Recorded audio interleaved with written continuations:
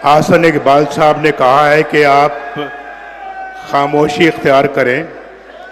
मैं ज़रा आसन इकबाल साहब से पूछना चाहता हूं कि आसन इकबाल साहब, साकिब निसार ने मुझे ज़िंदगी भर के लिए मुस्लिम लीग की सदारत से हटा दिया था, ये वापस लेके आए तो खामोश क्यों बैठे हैं?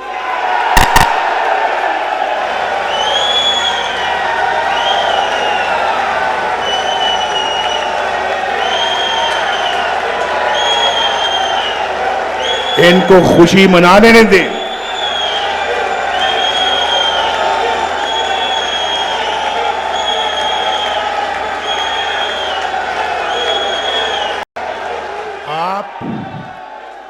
आपने खुशी मनानी है, इसलिए नहीं कि नवाज शरीफ आज दोबारा अल्लाह के फजल करम से मुस्लिम लीग का सदर बना है।